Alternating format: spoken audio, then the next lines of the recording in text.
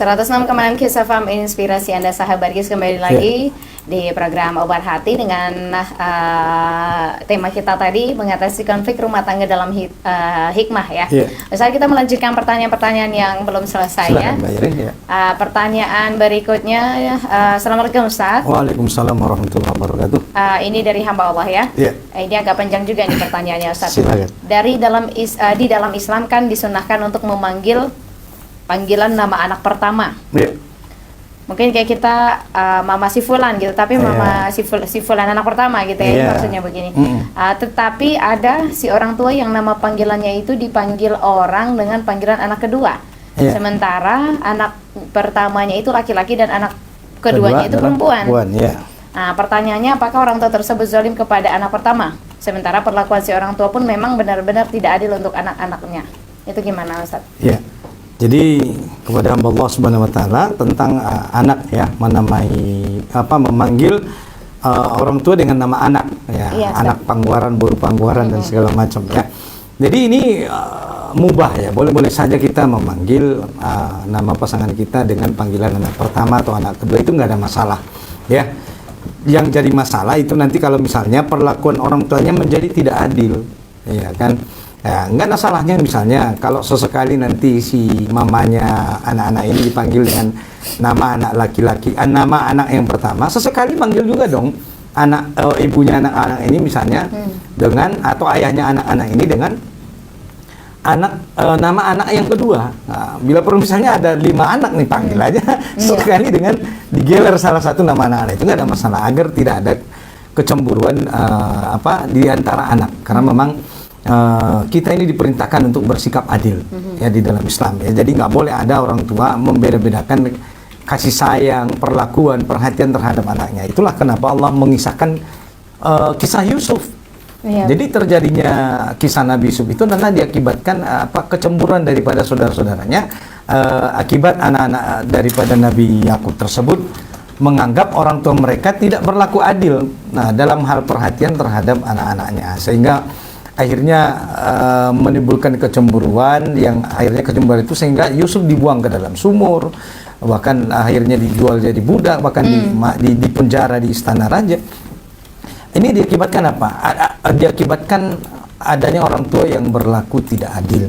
Maka kami menghimbau bagi para orang tua, hendaklah antahkuma bainakum bil adil, hendaklah kalian berlaku adil di antara sesama anak-anaknya. Oleh karena itu, berikanlah perhatian, berikanlah kasih sayang, berikanlah cinta yang tulus dengan perlakuan yang sama di antara anak kita, tanpa membeda-bedakan di antara mereka, baik dari segi nafkah, baik dari segi perhatian, waktu dan pakaian, semuanya adalah sama-sama anak keturunan daripada suami dan istri. Jadi jangan ada dibeda-bedakan. Ini nggak boleh ada orang tua tidak berlaku adil di dalam rumah tangga, terutama kepada anak. Nanti ini menimbulkan malapetaka yang tidak kita inginkan ke depan, sebagaimana disebut dalam contoh kisah Nabi Yusuf alaihissalam. Demikian Mbak. Tapi kalau dalam Islam itu apakah memang benar Ustadz kalau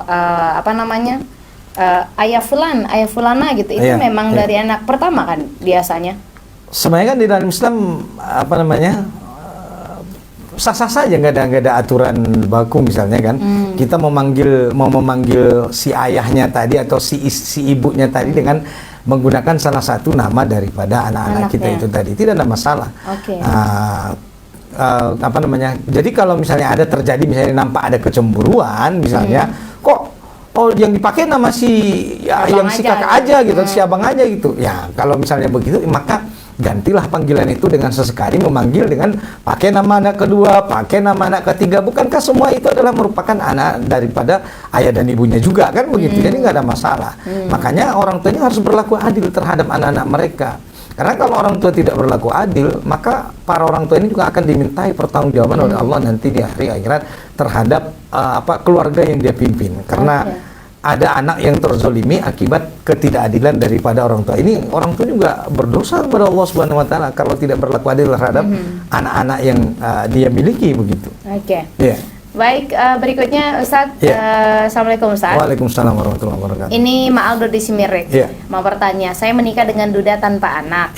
setelah dia meninggal dunia, apakah ada hak saya atas hartanya? Dan saya mau bertanya, siapa saja yang berhak dapat hartanya dan berapa bagiannya? Iya, terima kasih dari Bu Aldo di Simirik ya. Nah, ini juga pendengar setia kita di Obat Hati. Jadi untuk menjawab ini tentunya ibu itu punya hak di dalam harta dari suami tadi. Ya, jadi walaupun suami tadi misalnya tadi tidak punya anak. Berarti mereka juga menikah nggak punya anak juga nih, Ustaz?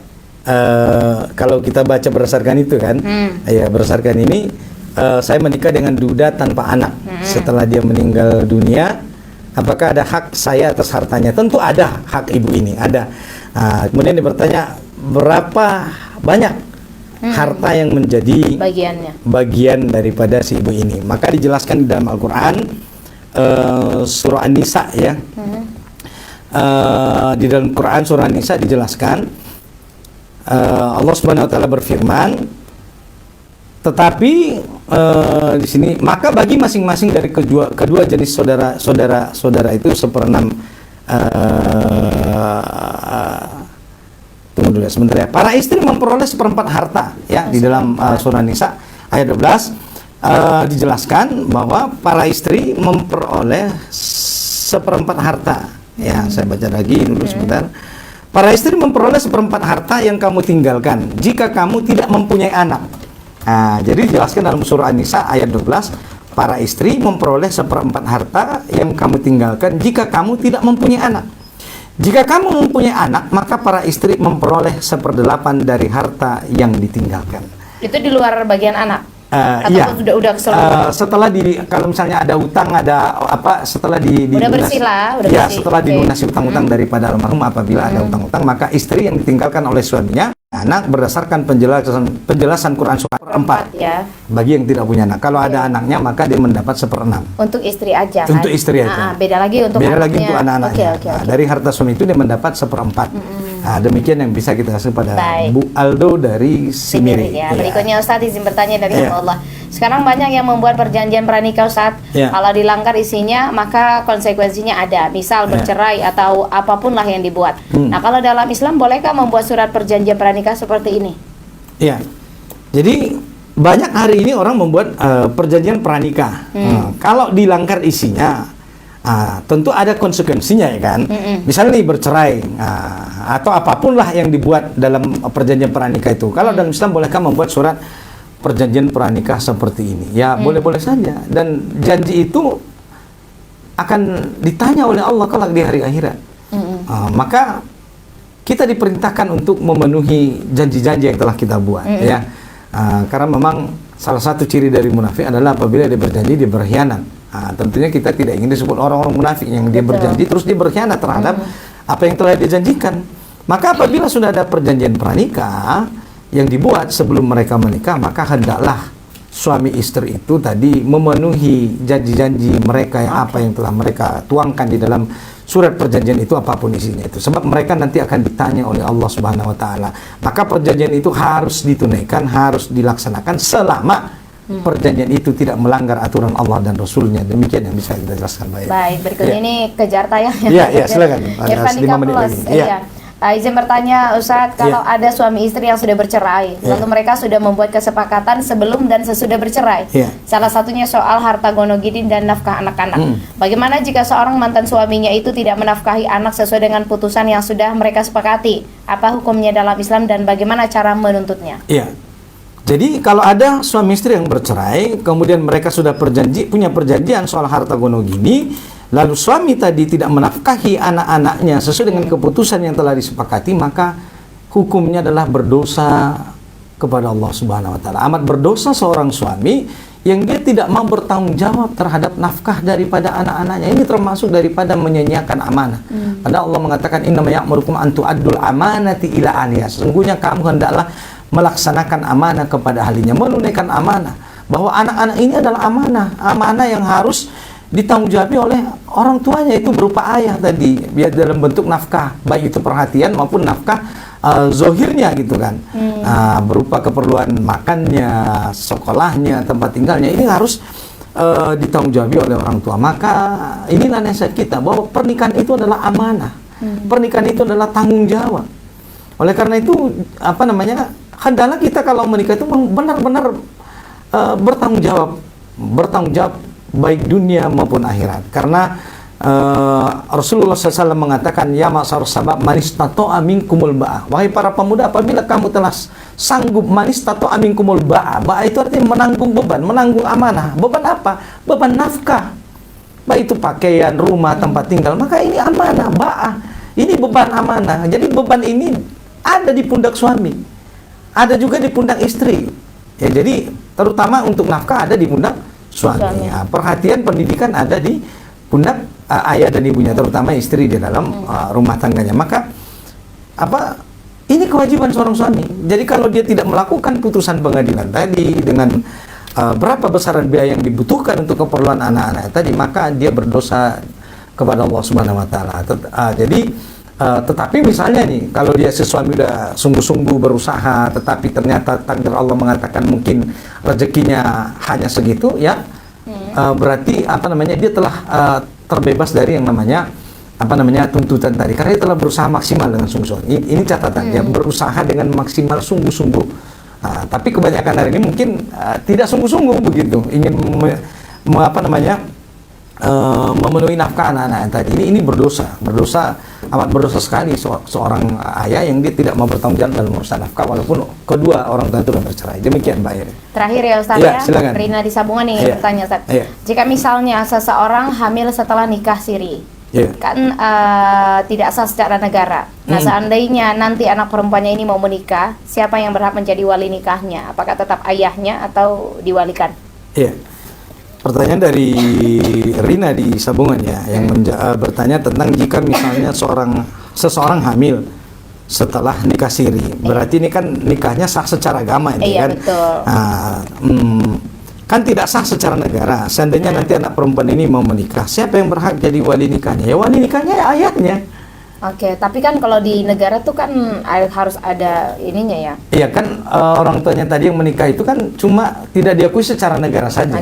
Tapi kan secara syariat orang tuanya ini sah sebagai walinya. Nah, karena pernikahan itu sah secara agama. Jadi yang menjadi walinya ya ayahnya tadi. Tetap ayahnya tadi. Demikian Mbak Irin. Jadi tadi ya, untuk menambah tadi ada pertanyaan belum terjawab. Ada bagaimana cara menuntut tadi ya? Oh, yang kepada Irfan ya.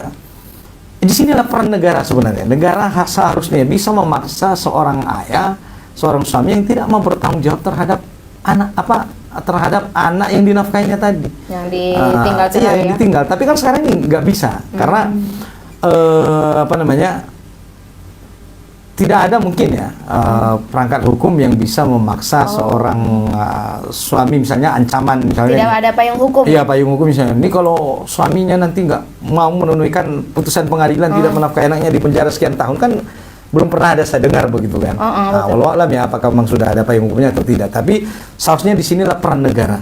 Yaitu bagaimana negara untuk memaksa warga negaranya taat terhadap kewajibannya, terutama misalnya ada seorang ayah yang tidak mau atau menghindar dari amanah yang dibebankan oleh Allah Subhanahu wa taala dalam tanggung jawab nafkah terhadap anak. Jadi ya memang caranya salah satunya mungkin mengingatkan lah. Nah, kalau mungkin tidak ada perangkat hukumnya, ya mungkin istrinya, ibunya itu tadi, ibunya mengingatkan suaminya bahwa ini tanggung jawab dia loh gitu. Atau mungkin bisa minta tolong kepada keluarga dari si ayahnya tadi misalnya. Mungkin dengan cara-cara begitu agar si ayahnya tadi mau melaksanakan amanah apa yang telah dibebankan oleh Allah Subhanahu wa taala di pundaknya seorang ayah. Demikian Mbak Ira. Sedikit aja ya Ustaz ya. Silakan. Ini tentang tadi tanggung jawab terhadap anak. Misal nih seorang misalnya rumah tangga, ayahnya sudah meninggal.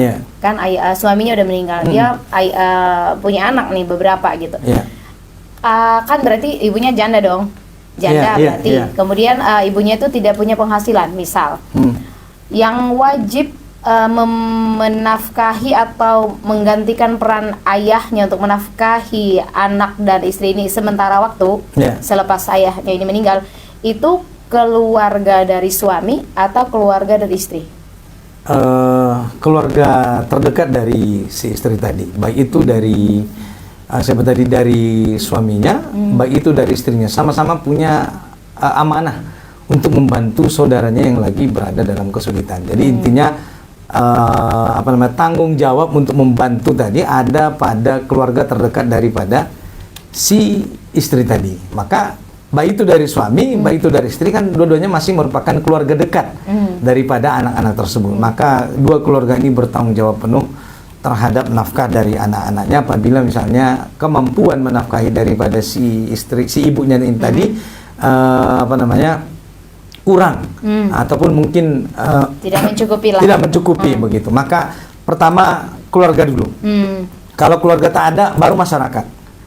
Kalau masyarakat nggak bisa, maka disinilah peran negara yang harus membantu warganya yang sedang kesulitan. Demikian Mbak Irin. Baik, itu yang terakhir ya. Ustadz, ini sahabatnya sudah melewati waktu sebenarnya ya. Udah lewat ya. Udah lewat 2 menit sahabat Kis ya. Kita dengarkan dulu tausiah penutup dari Al-Ustadz kita ya, sebagai closing statement di sore hari ini. Silakan Ustadz. Ya, terima kasih Mbak Irin.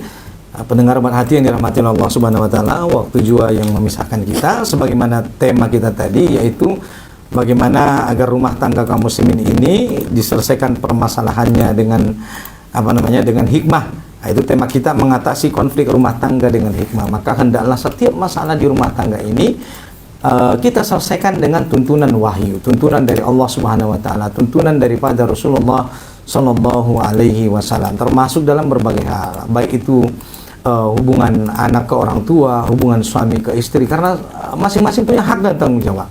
Maka marilah para suami, marilah wahai para istri, kita amanah.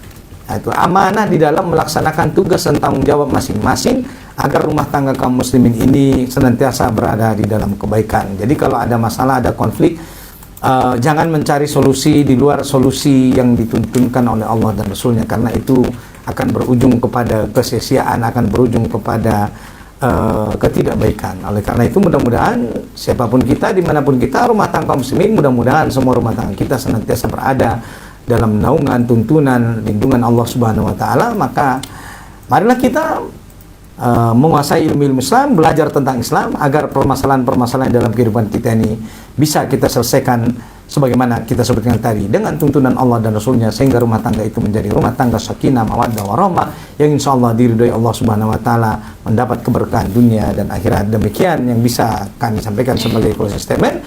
Barakallahu fikum. Wabillahi taufiq wal hidayah. Subhanakallahumma wa bihamdika asyhadu an la ilaha illa anta astaghfiruka wa atubu ilaik. Assalamualaikum warahmatullahi wabarakatuh. Waalaikumsalam warahmatullahi wabarakatuh. Sahabat, demikian untuk program Obat Hati di sore hari ini. Sahabat, edisi hari ini Sabtu 3 Mei 2025. Dan jangan lupa sahabat, kami hari ini dan juga selanjutnya akan menghadirkan program Obat Hati setiap hari Sabtu ya. Setiap hari Sabtu malam minggu, jelang malam minggu ya. Pukul 16 hingga jelang pukul 18 waktu Indonesia Barat, sahabat Kis ya.